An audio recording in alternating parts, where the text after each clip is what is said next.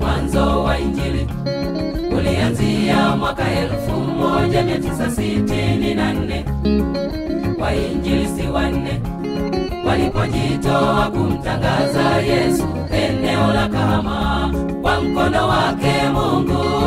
Wale walifanya kazi tena kwa nyakati ngumu ili kupeleka neno, tena kwa miguu yao, tena nyumba hadi nyumba. Walifanya kwa bidii, mavuno wakayapata kwa mkono wake Mungu. Wale walifanya kazi tena kwa nyakati ngumu ili kupeleka neno, tena kwa miguu yao, tena nyumba hadi nyumba. Walifanya kwa bidii, mavuno wakayapata. Wito ukaitishwa, watu 8 wakajitoa kwa Yesu ili wabatizwe. Wito ukaitishwa, watu 8 wakajitoa kwa Yesu ili wabatizwe.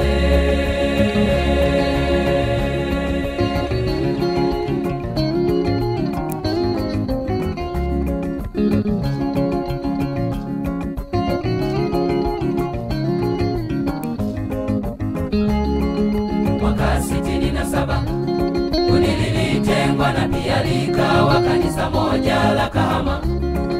Mwaka 72 mtaa wa Kahama ukaanza chini ya mchungaji Vitanda. Kwa baiskeli zao hata kwa miguu yao walienda hadi mbali kuhudumia kanisa, na walishirikiana kuieneza Injili.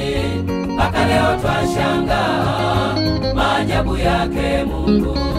Kwa baiskeli zao hata kwa miguu yao walienda hadi mbali kuhudumia kanisa, na walishirikiana kuieneza Injili.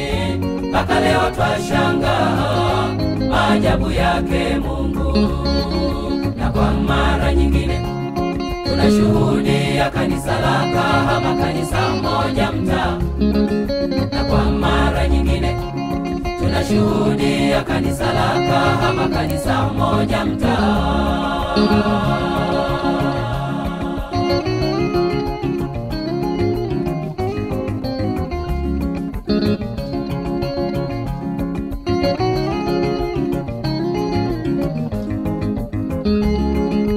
Mtaa wa Kahama tunasherehekea jubilii kumaliza miaka 50.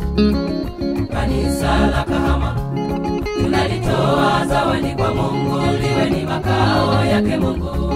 Mawe ndiyo kimbilio waliochoshwa na dhambi, wakutane nawe Mungu, wapokee msamaha. Waliosumbuka sana na kuteswa na shetani, waingie ndani yake, wakutane nawe Mungu. Mawe ndiyo kimbilio waliochoshwa na dhambi, wakutane nawe Mungu, wapokee msamaha. Waliosumbuka sana na kuteswa na shetani, waingie ndani yake, wakutane nawe Mungu. Kanisa la Kahama liwe kanisa maalumu la Mungu kukutana na watu wake. Kanisa la Kahama liwe kanisa maalumu la Mungu kukutana na watu wake.